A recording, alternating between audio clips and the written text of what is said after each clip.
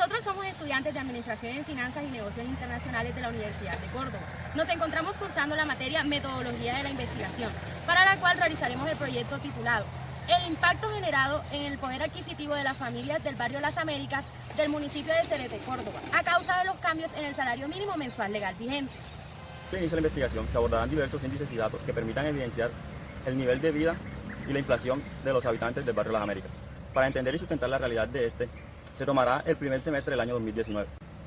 Los índices y datos serán extraídos del DANE, DIAN, entidades gubernamentales y no gubernamentales.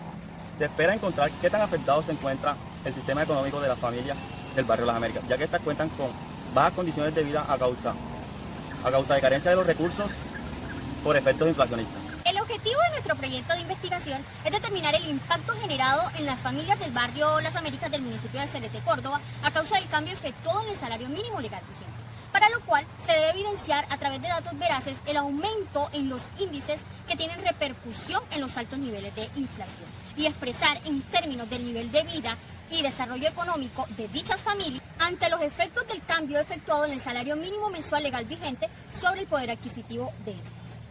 Basados en la investigación realizada por Ana María Duque Bueno en 2017 titulada El impacto del incremento del salario mínimo en la economía colombiana, en el cual se hace una investigación sobre la literatura de los efectos causados por el incremento del salario mínimo sobre la inflación y el desempleo. Además, en esta encontramos las variables que nos ayudan a determinar la evolución del salario mínimo, como algunas variaciones en la inflación y el desempleo. También podemos determinar con esto cuál es el incremento real del salario mínimo.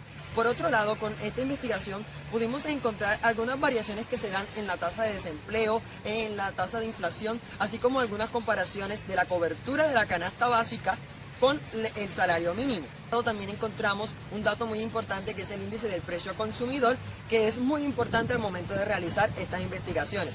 Por otro lado, todo esto nos permitió entender y conocer que los efectos causados del incremento del salario mínimo sobre la inflación y el desempleo no siempre son los mismos, deduciendo de esta manera que al existir un cambio anual en el salario mínimo y variaciones constantes en la inflación, hacen que el salario mínimo pierda poder adquisitivo, causando un factor negativo, en este caso en específico en las familias del barrio Las Américas de Cereté.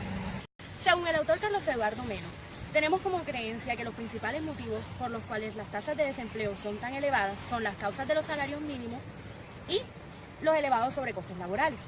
La principal causa de eso son las diferencias que existen entre los grupos de trabajadores que hacen parte de la tasa de desempleo estructural.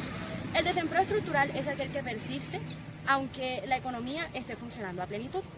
Por consiguiente, no se debe a una alta demanda agregada, sino a las restricciones que existen para que se dé una correcta economía laboral. Es debido a esto que debemos analizar las restricciones del funcionamiento de la economía, en especial en el lugar de nuestra investigación. Adicionalmente, el Ministerio de Trabajo de Colombia, en el decreto 2451, por el cual se rige el salario para el periodo de 2019, menciona con respecto a la proyección de la variación del índice de precio al consumidor IPC para el año 2019, el Banco de la República tiene como meta ratificar la inflación para la economía en el 3%.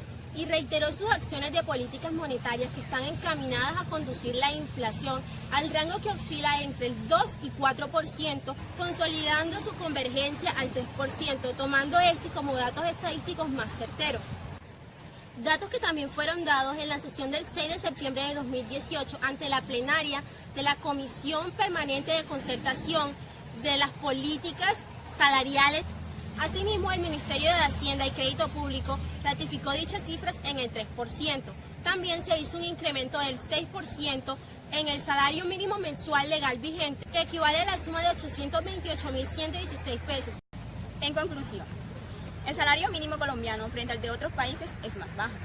Por definición, un salario mínimo tiende a cubrir todas las necesidades de un trabajador, lo cual en este caso no se cumple, debido a que los precios de este son muy altos, dejando un déficit de un 37%.